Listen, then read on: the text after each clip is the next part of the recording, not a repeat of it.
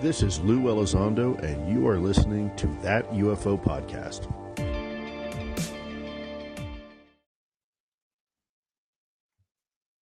Hi, everyone, and welcome back to That UFO Podcast. My name is Andy, and I am joined once again on the podcast by the former head of the Advanced Aerospace Threat Identification Program and now #1 best-selling author for the New York Times, Mr. Luis Elizondo. Lou, welcome back to the podcast.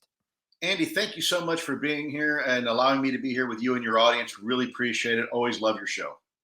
It's been too long, so let's get straight into it, Lou, because there is a whole load to get through. The world has changed in the last couple of years since you've been away, let's call it. But you've never completely gone away. You've had some time. And I want to start off with the here and now, talking about the book. Now, when you left the conversation, your public-facing conversation, you said there was a reason you had to write this book. And I wonder, in the last few weeks since Imminent was released, are your reasons for writing the book justified? Wow. So yeah, let me first of all explain why I wrote the book, and the answer actually, I'm going to answer your question in reverse. Yes, I think it was worthwhile. Let me go into the reasons why I wrote the book. Written word is indelible. I can get on mainstream media and have a 5-minute snippet of an interview, but that gets kind of converted into ones and zeros and gets into the if you will, the Ethernet of the world. Written word is a little different. Written word outlives those who write it. In fact, it's the reason why I say before why the ancient Egyptians wrote the Book of the Dead on papyrus. It's the reason why the Magna Carta was written on parchment, and it's the reason why in our country things like the Declaration of Independence and the Constitution are written down, because they outlive the authors, and it is an account of as things are occurring and how they are occurring by the observer, and no one can take that away. Furthermore, when you do that, in my case, when I wrote the book, from my perspective, no one can edit it, no one can add things to it. What you see is what you get. It also had to go in for a security review with the Pentagon, and let's not forget, it takes a while. Unfortunately, in my case, it took almost a year. But once it gets released, that is the official stamp from the government saying, okay, yes, you've done the right thing. There's nothing classified in here. And even then, Andy, they redacted portions. I was very careful to try to keep the book as unclassified as possible. And even then, you can see in the book that there are portions that have been redacted by the Pentagon. And I made the deliberate decision to leave them in there like that, because I wanted the public to read that and see for themselves, this is an area of the UAP topic the government doesn't want me talking about, right? And that's important, because for those who at this point, if anybody still believes the government wasn't involved in the UFO program, that's proof that they were, right? You don't redact something if it's not sensitive, and you don't redact something about a UFO if it's not real. And so I was trying to explain that. I didn't want to tip my hand at the time to some of the folks at the Pentagon that I was actually using that process to some degree to our advantage, because it demonstrates proof positive that there are aspects of the book they still don't want to have conversations about. And it's used to help reemphasize the validity and the importance of this topic. And so that was my motivation for writing the book. It's why I wanted to write it. Again, at the time, I couldn't say it exactly because I did not want the folks in the Pentagon to understand that that's what I was trying to achieve. And then they would have reasons to slow it down or perhaps redact even more. So it was a little bit of a delicate dance, but that was the reason why. And I even said that it would be clear once I wrote the book why I was doing it. And that's why I was doing it. Are any of those redactions that were left in there surprising to you? Was there anything you thought that will clear but didn't? Well, I was aggressive in trying to put what I thought needed to be in there, but there was actually a lot more that I realized I wouldn't be able to have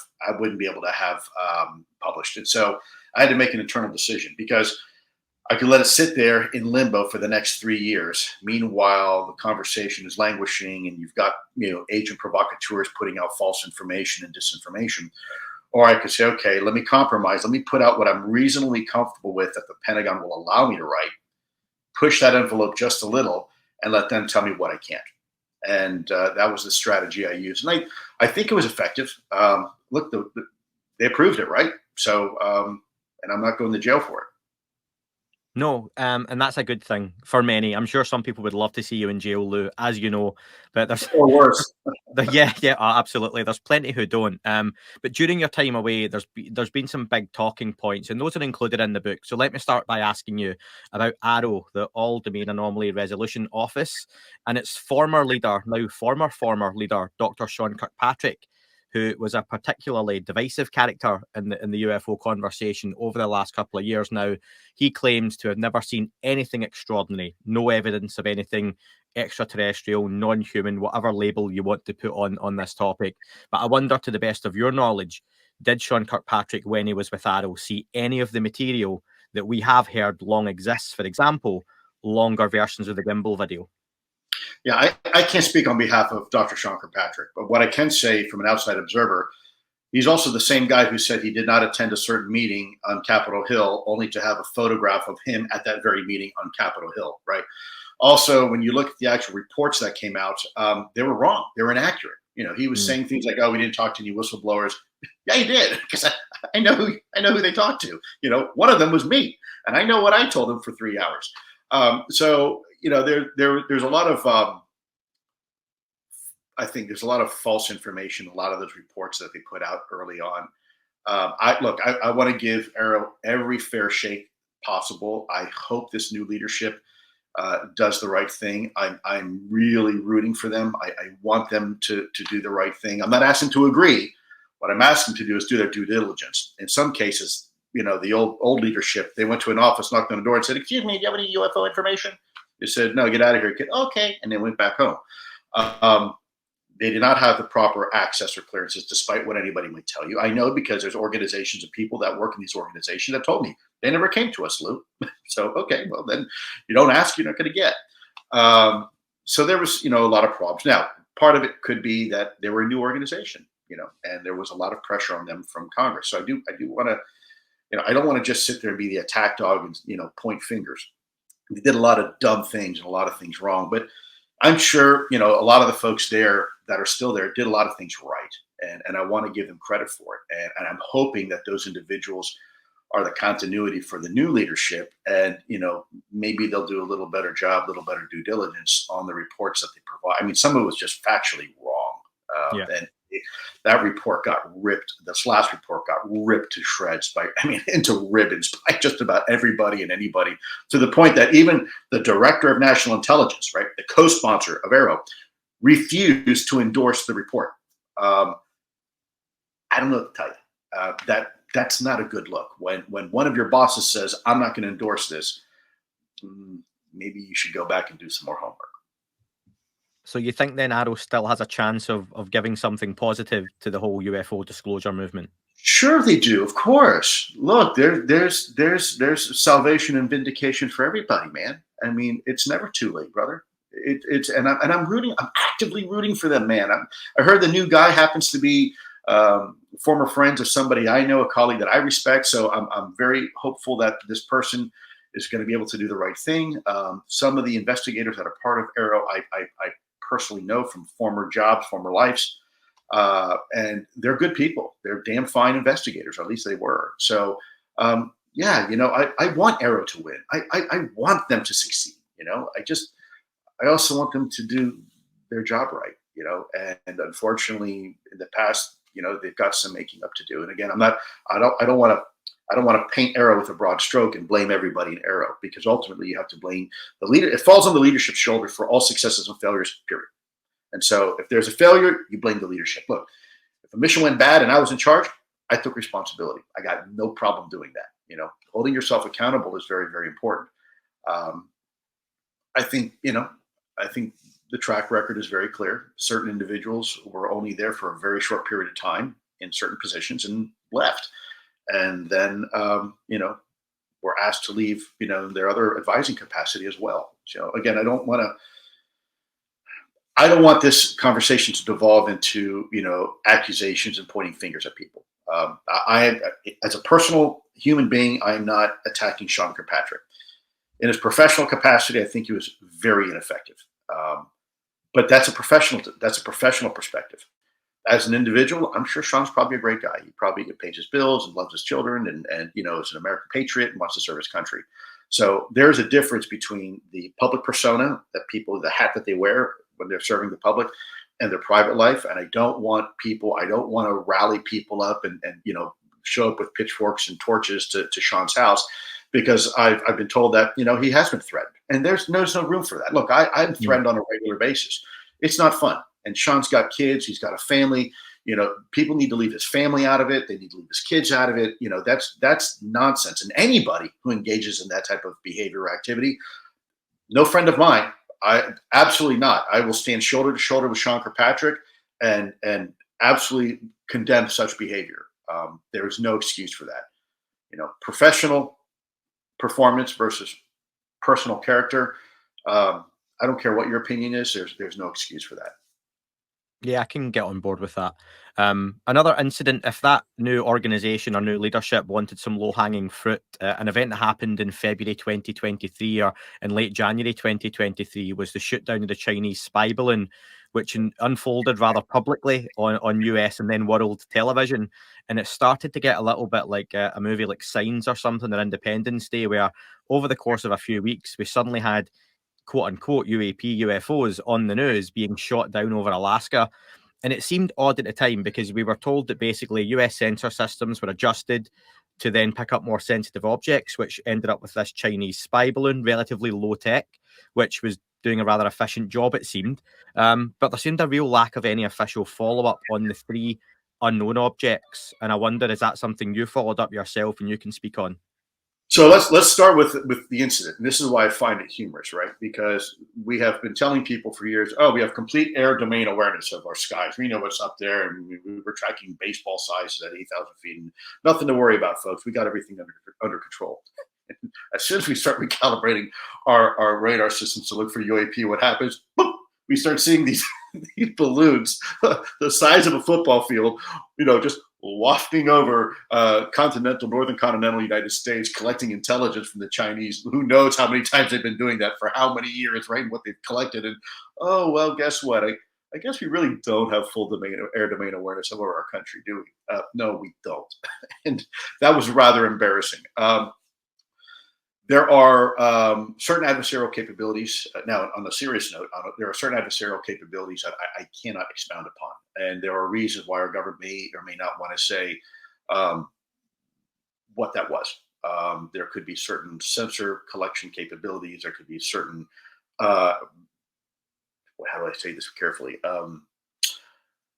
Other performance capabilities that we are not prepared to let our adversaries of the world know that we know, right? Yeah. So one thing is a balloon where you can take a picture from a U-2 and you can shoot it down and it comes down. Another thing is if it's something else. UFO or UAP or not, it could very well be adversarial. The problem is in a information vacuum. Anytime you have a vacuum of information, or lack thereof of information, people naturally want to insert their own narrative into that. And it's human nature. It's not that they're doing this deceptively. They're not trying to fool the public. It's just, it's human nature to do that. We're kind of wired to do that, to kind of jump to a conclusion in order to avoid a threat. We look at something, and if we see, for example, at night behind a bush, a shape, and our minds say, that's a tiger, right? In reality, chances are 9 out of 10 times it's not a tiger. It's just another bush. But the one time it's a tiger, it can eat you. So for survival, we are wired to insert narratives and information when there's a lack of complete information. And so when people say those were UFOs or they were this or they were that, it could also be a very conventional technology, but something that we haven't seen before. And we're not prepared to have that discussion publicly until we have an opportunity to really understand how this capability works and what can it do and whatnot. So I don't want to comment precisely on that because of the reasons I just stated. There are very conventional reasons why you don't necessarily want to elaborate on something until it's appropriate to do so. I know there was a lot of speculation. I tend to not really listen to the rumors very much because rumors tend to be just rumors. There's always, maybe a grain of truth to a rumor, but usually what people wind up hearing is not really at all, based in truth or reality. And that's fair. You could have came on here and speculated or leaned on the side of it being something anomalous or exotic or exciting. And I think it was the same with the UAP task force report way back when we had a whole section of shape of UAP that was redacted.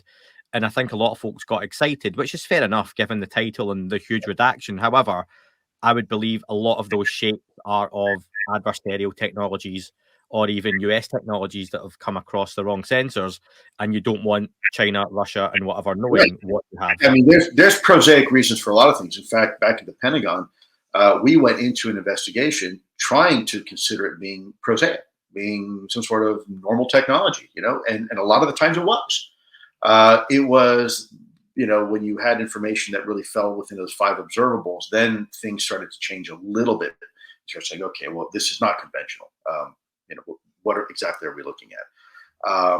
So we have to kind of avoid. The problem is if you want to see a UFO, you start seeing UFOs everywhere, right? And most of the time, they're really not. They're high altitude balloons, or it's a quadcopter, a misidentified aircraft, or helicopter, or a drone, a missile, or something like that, or an atmospheric anomaly or aberration. So we have to kind of resist the urge, even though we're interested in UFOs, to allow our zeal for the topic to cloud our ability to collect information, if that makes sense. You talk throughout your book about your struggles coming out and having this conversation internally, externally. You talk about others like David Grush, who obviously made quite a splash worldwide when he came out and had the conversations he did. You're lucky enough, you mentioned, to call him a friend, not only a colleague. Also in your book, though, you talk about being approached by a member of the Colins elite in the halls of power and telling you, this is demonic, right? This is a powerful, influential organization. Now, if those who keep this secret across the various fiefdoms, as you call them, of the government have decades and decades of experience, how are whistleblowers, regardless of any promised protections, ever going to be truly sure of their safety and confidentiality when they're having to deal with that sort of level of power and secrecy? We have to. We have. This is why I'm doing what I'm doing. We shouldn't be afraid to speak truth to power. That's the very definition of democracy. Sometimes to be a patriot, you have to do things that don't seem very patriotic at the time, right? You know, you have to sometimes go against the grain, and you do it for the right reasons. You're not doing it to hurt people. You're doing it to help people. I mean, look, I would never compare myself to this person, but look at, for example, people like Braveheart, right? I mean, there were a lot of people that didn't like him or what he was doing, but he was doing what he thought he needed to do for the betterment of everybody else, right? And history is full of people like that. Now, let me be clear. I'm not comparing myself to someone like that. I'm just simply saying those feelings that people like that have, I understand very well, because that's my motivation. I didn't want to go against the grain. I didn't want to leave a high-paying job and a cushy job and being at the top of my game in intelligence. I mean, I could have been retired by now with writing my own book about how intelligence works, right? But sometimes you have to make decisions that aren't necessarily convenient or comfortable, right? You have to do what's right. If you take an oath, whether it's to your spouse never to cheat on them, or in my case, to never cheat on my country, right? When I took an allegiance to defend this country from all enemies, and foreign and domestic, that's a sacred oath, brother. I mean, that's a lifelong oath. You're never relieved of that oath after you get out of the government. Okay, you don't have to worry about that anymore. There's no such proviso. That's lifelong. And so I did what I did because I took that oath, and that meant something very serious to me. And so that was my motivation to come out. I thought that people needed to know. And by the way, it was a team effort. It wasn't just me. People come out and say, "Oh, look, you're a hero." No, I'm not a hero. And I say this over and over again. And I know, because I know the difference, because I've been with heroes overseas and in combat, and some of them never came back, right? So I know the difference. I'm not a hero. I'm just an average schmuck who serves his country and believes in what he's doing. And I think pretty much anybody in my shoes probably would have done the same thing, probably would have no choice to do the same thing. In fact, maybe even done a better job than me.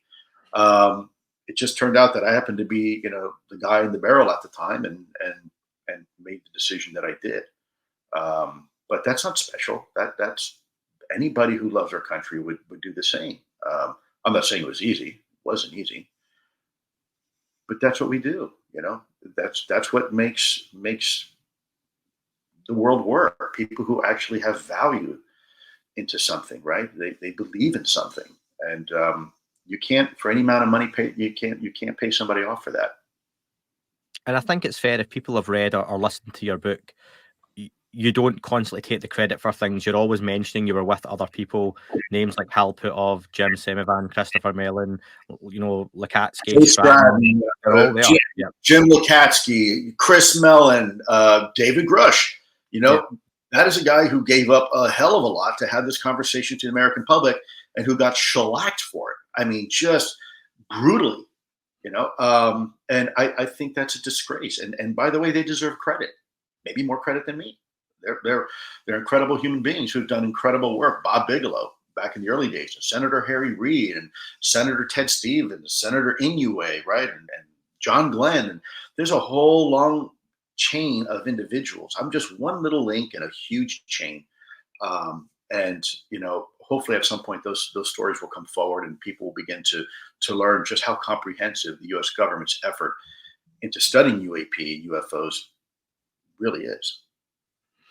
And we hear a lot about the public side of it now from yourself and what you can talk about. Some really interesting stuff. We'll talk about Chapter 8, and not expecting you to remember that, Lou. Groups like the Collins elite being at loggerheads against legacy UAP programs, I thought was really interesting, that little nugget, and personally hadn't really thought about gatekeepers or secrecy keepers being at odds with each other. And that's a really interesting concept when you think they're not on our side as such. So with the powers that be not necessarily working together harmoniously, is there any chance that good can come from that in terms of any UAP disclosure, that you start to get leaks or dissenting individuals who want to maybe break rank? Yeah. I mean, I think, speaking truth to power is critical, especially in the national security apparatus for any country. Look, I want to be clear here, because people will say Collins elite, and they say, Christian fundamentalists. Look, there's nothing wrong with being necessarily a fundamentalist. There's a problem with being a radical. It doesn't matter whether it's Christian or Muslim or Jewish or Buddhist, or any type of radicalization is problematic, because it can interfere with proper decision making that's good for the larger group. So I want to be clear. I'm not picking on. I'm deeply spiritual myself. So this is not a Christian thing. People say, "Oh, you crazy Christian fundamentalists." No, wait a minute. That's not what I was saying. What I was simply saying is that radicalism, by any other label, is still radicalism, right? Just whether you're wearing a Christian robe, or you're wearing a robe by any other thing, doesn't matter. So I want to be very careful to separate, those individuals who identified in the book. It's not that they're Christians, so they're bad. It's the opposite. They were bad, and they happened to be Christian. And even I don't think they were bad. Ultimately, I think they were doing in their heart what they felt is right. And for that, I can't blame them. I don't agree with it, but I don't blame them for them doing what they did, because in their hearts, they believe they were doing the right thing for the right reasons. This goes to the bigger conversation of truths in the world. There are two types of truths in the world. Believe it or not, people say, no, there's no truth is only the truth. No, it's not. It's actually, there's two types. There's universal truth, such as, for example, gravity, right? Affects us all equally, or at least most of us, maybe me a little more sometimes. But gravity is real for everyone. And then so that's a universal truth. Then you have a personal truth. And a personal truth can be just as strongly adopted and believed and accepted as a universal truth, but it's not by everybody. So politics, religion, culture, things like that, where people are willing to die for because it's just as true to them as gravity, but it's not universally accepted. And so we need to understand that the difference between a personal truth and a universal truth, because there are differences. And do we have a right to allow our personal truths to affect our decision-making process as if it was a universal truth? Honestly, I can't answer that. I don't know that. I personally try to separate both. And that's why I'm always very clear to caveat what is my opinion. I may believe it very strongly, but it's still my opinion, right? And I'm very clear to make that distinction, where others, it's maybe a little more challenging to do that. I'd recommend many folks, if they haven't already, because I've seen the numbers, to go and watch your interview with Kurt Mungo on Theories of Everything. Really detailed interview. Kurt's wonderful as well, and you get a very different aspect to the conversation, I feel, given his background and expertise. And you talk about corruption within that, and you talk about, religious corruption, moral corruption, maybe touching on some of those points you've just made. And I wonder that, speaking of those folks who have gone behind due process and have made decisions without the correct oversight, which largely is a lot of this conversation from your point of view and your colleagues' point of view. And you say that's a dangerous, slippy slope to start going down. However, in the movies, the greatest villains are the ones who, while in the wrong, truly believe they're doing something right, or at least they're relatable. And I wonder, is there an element to this gatekeeping or secret keeping you feel, given what you know and what others know, that is relatable for national security reasons or otherwise? Look, I'll be the first one to tell you. What I'm doing, I believe, is the right thing to do, but I could be wrong. Maybe the other side is right. Maybe Americans aren't ready. The world isn't ready to have this conversation. I disagree with that, and I think we have to give people the chance to at least make that decision for themselves. But I've been asked many times, did you do the right thing by coming out? I think I did. That's a personal truth. That's not a universal truth. There are people right now in the Pentagon that will tell you to your face that I made the wrong decision and I'm a traitor and I never should have had this conversation publicly because I put the government in an impossible situation. Could they be right? Yeah, they could. They absolutely could. I don't think so, but they could be. So I'm very aware of that. People say, well, did you do the right thing? I don't know. I hope so. Ultimately, that's for you to decide. That's do you want this information or not? And if you don't, then maybe I made the wrong decision. But I've always sided on the argument that, look, even if the information's bad, I want to know. If I go to the doctor and the doctor knows I have cancer, do I want to know? I mean, do I want to know? No, but do I want to know? Yes, I want to know. I need to know. So maybe I have a chance to do something about it. It's kind of like those inconvenient conversations when someone says, look, do you think my girlfriend, my boyfriend, my significant other is cheating on me? Right? People say, do you really want to know? Like, yeah, I really want to know. And then they find out and they're like, ooh, maybe I don't really want to know. Yeah. I think I want to know until I know. And then I realize I really didn't want to know. This conversation could be something like that. And I respect that and I understand that. But again, that needs to be your decision, not mine. Right? You need to be presented with the facts, and then you get to decide what those facts mean to you. And at the end of the day, if you go want to watch the Kardashians and MTV or anything like that, then that's fine. That's your life to do so. But at least you've had the chance to make that decision for yourself. It hasn't been kept from you by some bureaucrat who's made the decision that, you can't handle the truth. Wait a minute. That's for you to decide, not that person. Right? And that's what drives me to have the conversation that I'm having now. And, it's ultimately that's for you to decide if I did the right thing or not me. Going to jump into your academic background now, Lou. Now, your background is in, I hope I get this right, parasitology, which is the study of parasites, biology, microbiology, and the like. And I wonder, have you read or seen the three-body problem? I am aware of the three-body problem. I am. Okay. And a big hit on Netflix for a lot of folks recently. It was like Friends with UFOs, as it kind of turned out, but the book's a lot better in many people's minds. But a key premise in that is another intelligent civilization has sent a tiny little particle essentially to the Earth, which is a supercomputer. It's surveying us ahead of their arrival, and we don't even know it's here until it starts kind of interfering and messing with things. In ufology, the research so often is done with things we can see with our eyes or sensor systems can see that are sizable. And I wonder, you've spoken in your book about implants being found in surgeons that are evading movement when they're trying to get them out. And these things are pretty small. During your studies and time at the Pentagon or since, do you know of anything where we are looking at the micro level to see if we are being visited by a non-human intelligence? So my focus primarily, and I can't speak for everybody else at the Pentagon, but that was part of our program. My focus was primarily nuts and bolts and macro level. So we're talking about objects that can interfere with military weapon systems, pose a air flight safety issue to our combat aircraft, and have the ability to interfere with our nuclear capabilities. I am not a trained surgeon. I am not a trained medical practitioner or someone who conducts forensics analysis on these types of things. We had people that had those types of certifications, and so we relied on their input and their analysis quite heavily. As for miniaturization, I mean, the greater philosophical question is that, is it possible? Well, look at our own species, right? We miniaturize everything. We go from my gosh, one can look at anything, right? Look at the first computer, how big it was. Compare that to a microprocessor, right? Compare the first communication device, and now compare it to discrete communication devices that we use. Everything that we have started off much bigger, and then we begin to miniaturize and get smaller antennas, for example. Everything we make it smaller, lighter, easier to use, more functional, more capable.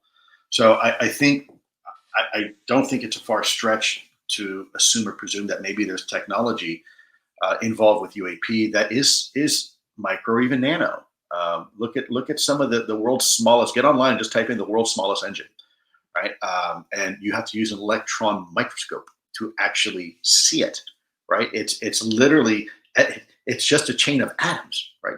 Think about that for just a moment, from where we went from the steam engine and the internal combustion engine back just a century ago to now what we've done. So yes, it makes perfect sense. But again, we always look at things in human terms. We always tend to look at everything through the optic of where we are in our own personal development. Well, for example, you have organizations like SETI. Well, we're looking for techno signatures and radio frequencies within our Milky Way of advanced life. Well, don't look now. That's not really that advanced. It may seem like it's advanced at the time, right? Especially when before we were using smoke signals, and now we're using, Morse code. But look where we are now, right? 5G, right? Wi-Fi, LTE, and now we're getting into quantum communication, which there is no radio frequency. There is no RF signature, right? Is that the way that true advanced civilizations communicate? Quite possibly. So we may be looking, it's like saying, I want to look for signs of an advanced civilization by looking for, bonfires on the moon. Well, that's not that advanced, right? Chances are you might want to be looking for something else. The same holds true as well when we're talking about, right now in current day, we thinking everything out there that's advanced is going to kind of look kind of like our stuff, but maybe a little cooler, maybe a little faster, a little bit more, when in reality, it could be a completely different paradigm altogether, something we are completely ill-prepared for, something that we have no idea even exists. And that's what I wonder, even if there was ever a virus or a disease or anything linked to some kind of non-human intelligence, and you wouldn't know, would you? Like, how would you? I'll tell you right now, that's a good point. When I was in school at University of Miami, I studied virology, and I had a professor who said that there was every indication that a virus was not natural to this planet, that it was in fact an alien life form. Now, I kind of chuckled at the time, but he said, look, what is a virus? Well, a virus is a capsid with these legs that does not have DNA, and yet it replicates. It does all the things that life forms do, and it will infect a host, and it will multiply and do all the things that we associate as being alive, and yet it's not alive. So it is, when you look at something, how a virus works, there are some scientists today that believe viruses are of extraterrestrial origin because there's no natural evolution here on Earth to suggest that they evolved naturally. Now, I don't necessarily subscribe to that, but you can look now online and anybody can see that there are professionals that will actually state, yes, this may not be from Earth. So is it really that unrealistic? No, not at all. And just to clarify, that's pure speculation, folks. Disclaimer: you can see a lot of things online that aren't necessarily true, but yeah. Yeah. No, what I'm saying though is that, even when I was in school, long time ago, I tell people this is gray, not blonde. Moses and I were in college together. There were scientists, renowned scientists, even back then, that were speculating that a virus may not be of terrestrial origin. So going from the micro to the macro, like you mentioned, Ross Coulthart, who you know well, and you've done a wonderful interview with on News Nation, and he's carved out a wonderful niche for himself through News Nation and his reality check show. People should check that one out. Discussed a while back a UFO so big that it couldn't be moved and was actually built over, Lou.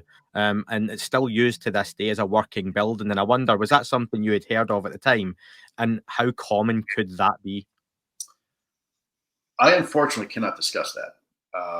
I have to be very careful. I can discuss what is in the book because I have approval to do that. What you are referring to is something that I would not be able to confirm or deny. And let me be very clear with that. I cannot elaborate at all. If someone else has elaborated on it, that's fine. I have not been given any permission to discuss anything like that. Help me then, because on a similar tact, and it's my next question anyway, shape's often discussed as well as size. But on Joe Rogan, you mentioned a USO, so underwater, UFO basically, so big that it was the size of a small city block captured off an oil rig. So some people are going to hear this, and I'm used to the UFO conversation, but wonder why you can mention that, but not potentially the UFO under the building. Because I'm not discussing sources and methods. I'm not discussing capabilities or locations. I'm not discussing an actual program. I'm discussing simply what was observed. You're asking me to confirm or deny something, the existence of something. I don't have permission to do that. What I can do is simply say from my personal observations, I've seen video of an event. Right. But I'm not saying where that event is, under what circumstances, what collection capabilities, where that place was, how long ago it was. I'm not giving any of that. It's just anecdotal. And so that in itself isn't classified. If I give you details of that, I could get in serious trouble. So I'm very careful not to do that. And that USO on Rogan was a big one for many folks. It was one of the big clips that went viral online, understandably. How often are UFOs that size picked up from your expertise and knowledge? Yeah, I mean, we have some information to suggest that they're a little more common than people might think. There's another example in Puerto Rico in the late 1990s that was given to the New York Times about a very similar sized object coming to the surface and a frogman dangling down from a line and a cruise missile being sucked underwater and disappearing.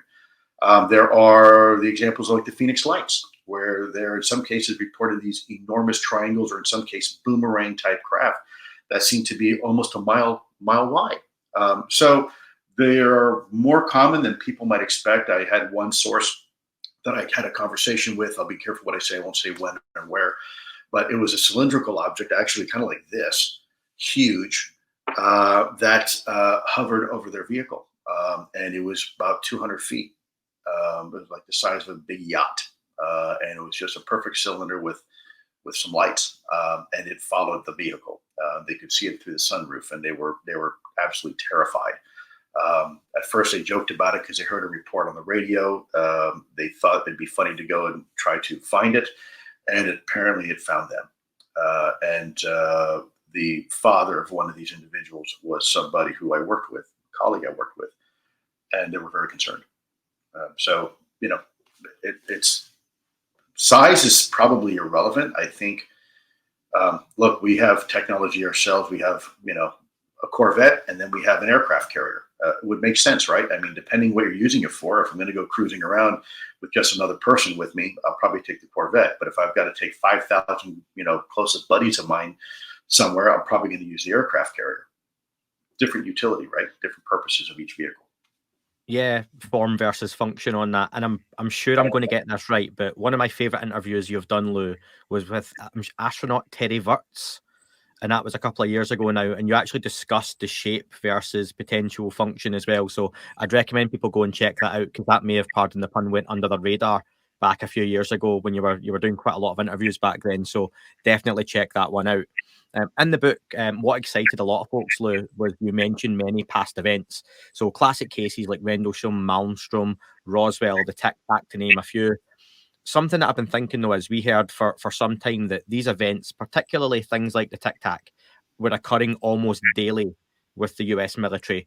And are you surprised in the last few years even we haven't had another Tic Tac event leak to the public with more video pictures or maybe some more stories? Not at all. In fact, there's been a lot of leaks, but no, I think now that the government's finally taking this seriously and people now feel that they can actually start reporting some of this information, they're trying to give the system a chance to work.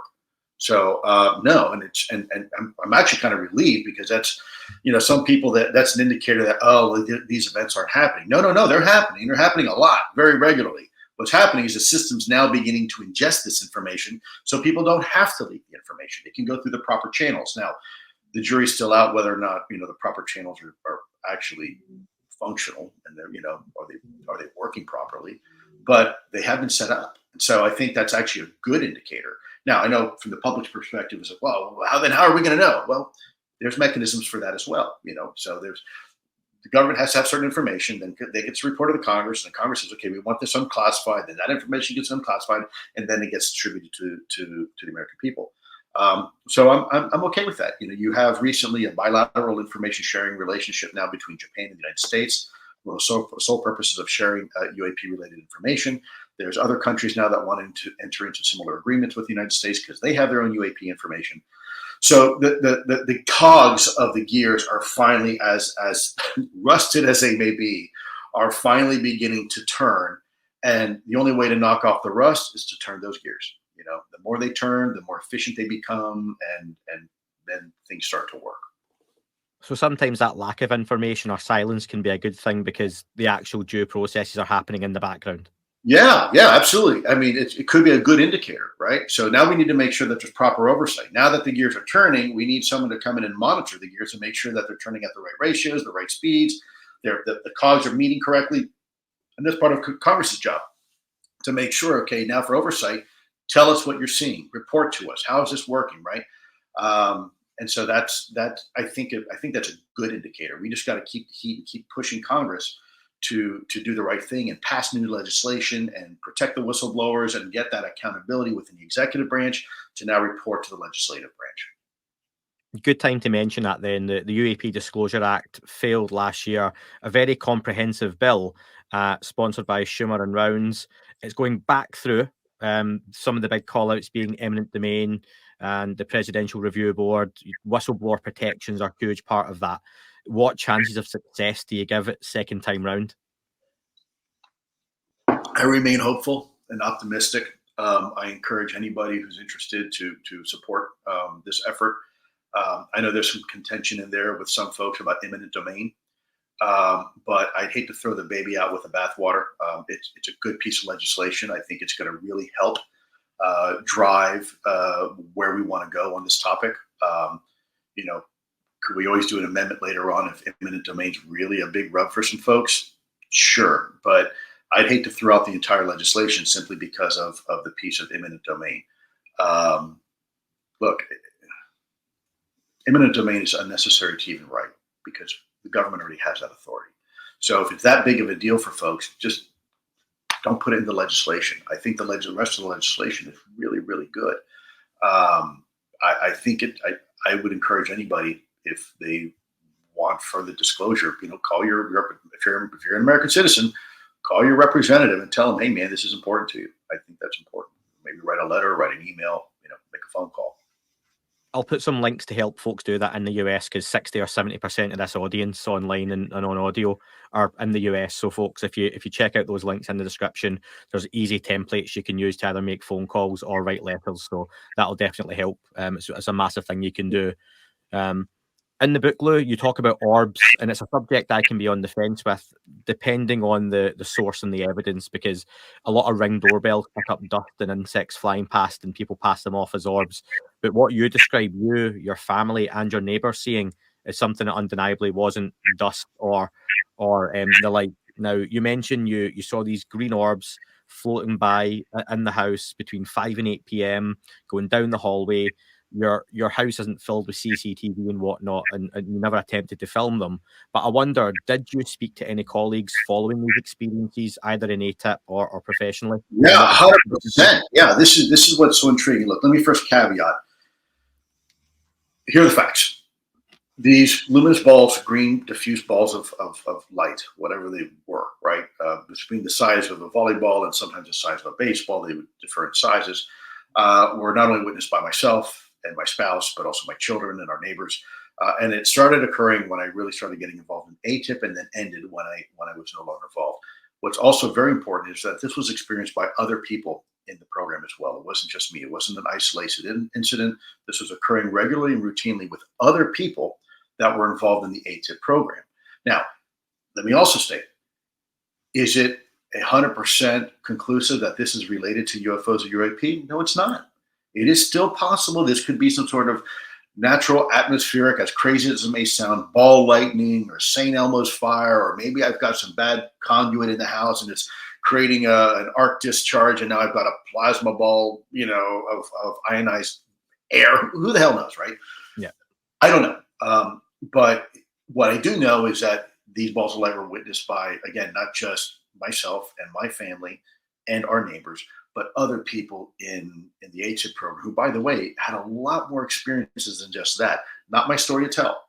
But I suspect at some point in the future, those stories will be told by those individuals. And it wasn't just us experiencing these green luminous balls. Actually, I had a buddy of mine, I won't say, he's actually in the book. A buddy of mine, well, yeah, I could say it, John Robert. He's in the book, and a very good friend of mine. And we've been colleagues for 30 years, just about, all over the world, chasing bad guys. And he had experiences as well. To mention some other folks whose names I can't mention yet, but very, very interesting things started happening at his house. He's never been public about it, so I'm not going to discuss that. But he's just one of many, many people who've been part of our program who've had very, very interesting experiences at their houses during the time of AATIP. It's interesting other folks had these at the same time as well, and there may or may not be a correlation there, like you say, with the program, surveillance, whatever it may have been. It could be completely coincidental, but do you feel any part of your remote viewing history, which you've touched on, opened some kind of door to these objects more so than others? Do you think that was any element of it? It's hard to tell. I couldn't tell you either way, because I still struggle even with the idea of remote viewing, to be honest with you. Is it real? Yes. Do we use it in the government? Yes. Do we use it in law enforcement? Yes. Are we still using it? But I don't know exactly how it works. I don't know why it works. I don't know how pervasive it is. I know it seems like a lot of people can do it. It's really not that special, is it, if most people can do it? So I don't know if there's a correlation there. It may just be a vestigial aspect of being human, right? Just like an appendix. When we were sometime thousands of years ago, where we didn't have the pervasiveness and the sophistication of verbal language to verbalize and communicate, we relied on this sense to communicate. Just like when two dogs enter a room and there's this nonverbal communication occurring. Maybe it's when you're traveling and you pick up the phone and you call your spouse and say, "Hey, honey, I wanted to say hi," and they're like, "Oh my gosh, I was just thinking of you," right? It'd be something that simple. That it's probably based somewhere in quantum mechanics. If I had to guess, again, pure speculation, but a lot of scientists now are saying that human consciousness is actually a quantum process that is occurring in the brain. And if that's the case, well, we do know that quantum mechanics is a very interesting field of study, and all sorts of possibilities can happen. You can have the duality principle. You can be literally in two places at once. Doesn't sound, as Einstein referred to, spooky action at a distance. There's these weird little nuances of quantum mechanics that don't seem logical and definitely fall outside the realm of Newtonian physics and even Einstein's theory of relativity. And yet we're observing these things, these characteristics in the laboratory. So maybe it's tied to that. Do I think that there's a correlation between UFOs and remote viewers? What I can tell you definitively is that there's been remote viewing sessions where remote viewers have been targeted to an adversarial technology and have seen UFOs in their remote viewing sessions, following the very target that we are targeting ourselves. Someone you mention in the book is Russell Targ, and I just had nearly 2 hours with Russell just a couple of weeks ago. So if anyone wants to learn more about remote viewing, there's not many better folks, probably along with Hal Putov, to listen to remote viewing than Russell. So check that one out, folks, if you want to learn a little bit more. McMonagle as well as another one. Yeah. Was very good. My mentor was probably the best remote viewer in the Army at So that's why I'm always very careful. You'll say, "Oh, you good at remote viewing?" Well, not really. You know, I play the drums, but next to Travis Barker, I don't really play the drum very well. So, I'm not going to put myself anywhere in that category. Lou, I'm bringing back an old format that was very popular that through laziness I've not done for a long time, but I think just for yourself, I want to get this chance for a lot of listeners' topics to fire into the quickfire round. So I'm going to mention a few different things and you can say as little or as much on each of them as you want, and then we'll wrap up, okay? So the first one, you put my seatbelt on. do you know what? A lot of the people in my Discord channel hate the phrase "buckle up," so I'm not going to use that one. So you can leave the seatbelt off, but drive safely, folks. There's my advice. But the first one is the James Fox documentary, The Program. Your thoughts?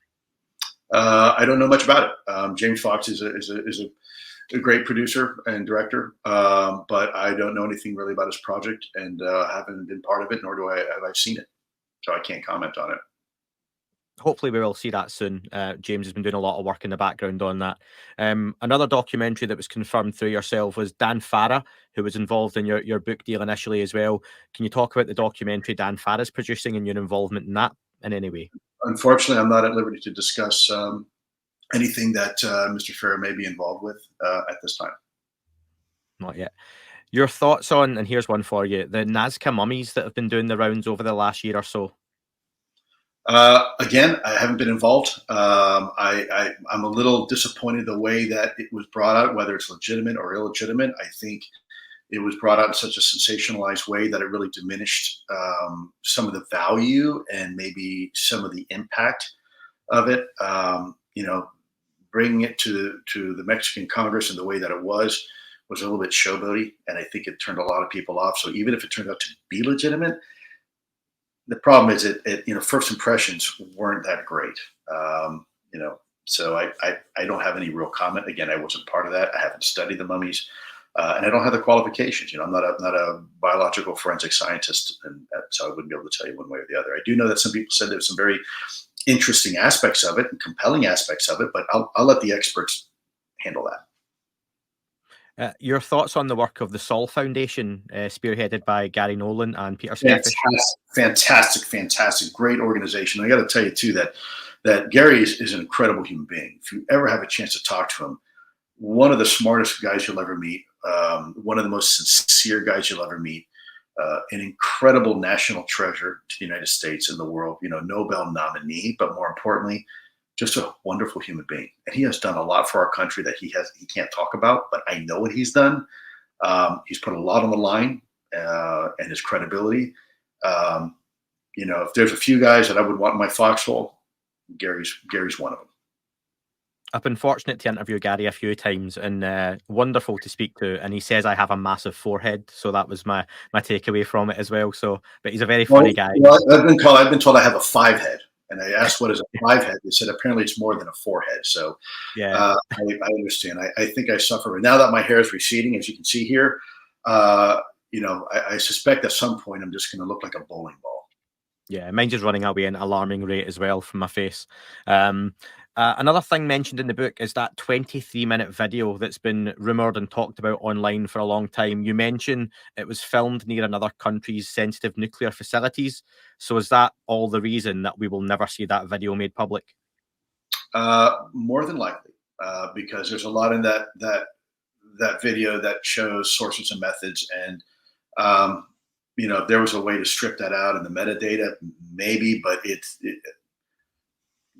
remembering that video, it would be very difficult to do that. Sure.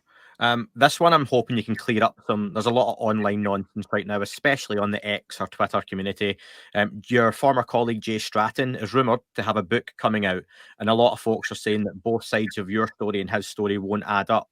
Do you think that's in any way true, or would you expect there to be a lot of correlation? Yeah, no, I don't know what Jay's writing. Jay and I had interesting and similar experiences, and also different experiences. Worked for different organizations while working for the program.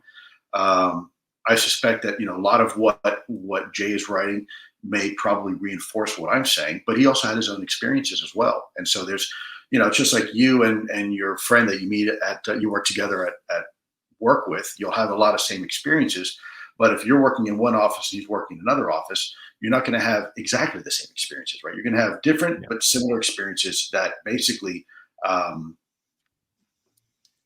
support or reinforce the greater effort.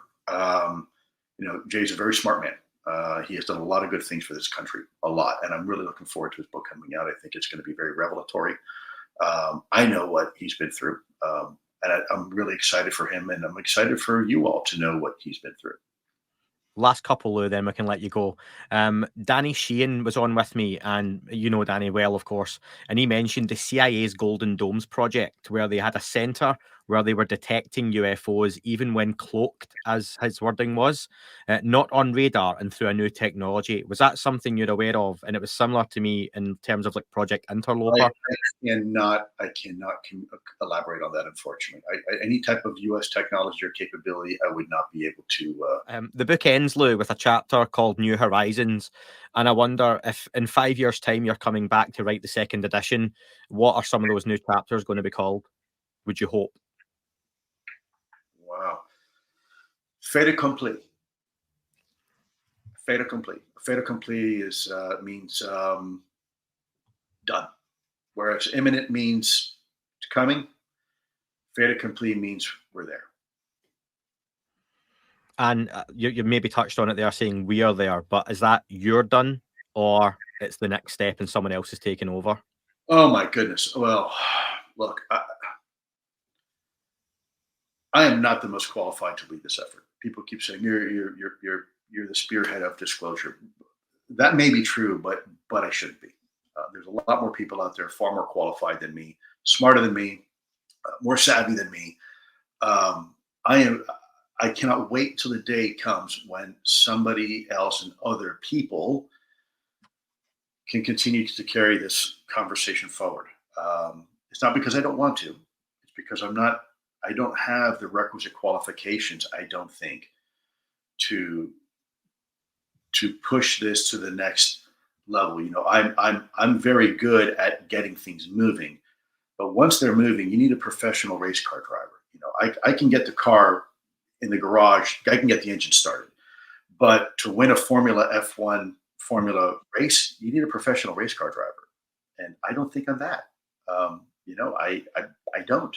I wish I was, but I don't. I'm very my skill sets and talents are very limited and focused to certain things. And, just like I'm not a politician, I'm diplomatic, and I try to be as diplomatic as possible, but I'm not a politician. I wear my mind on my sleeve. What you see is what you get. So am I the best person to be a spokesperson for ultimately for disclosure? Probably not.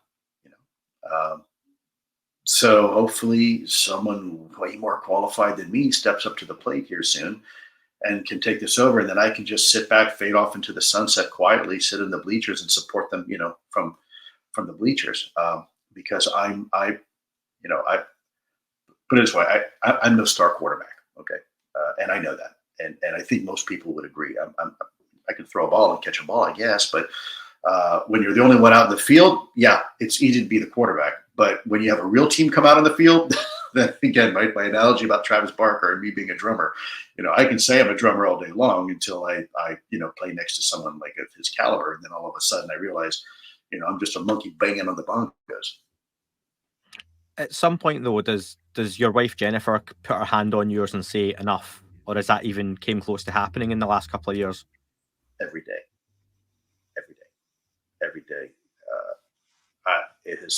This has caused great stress on my family. I won't go into detail here because it's not appropriate, but this has taken a great toll on me. It has ruined any semblance of peace. And, a marriage is a relationship that's 50-50. And if I can't give I would say, it's not, it's 100%, 100%. Let me clarify that. Any relationship is 100%, 100%. And, there is a lot of times I can't give my 100% because I'm giving it to something else. I'm giving it to this. And it's not fair to her. And it's caused a great amount of stress. And fortunately, she's an incredible human being and has tolerated it. But there may come a day where she can't, where she won't. And, I can't blame her. My loyalty is to my children and my family and my country. I don't want to have to choose between the three.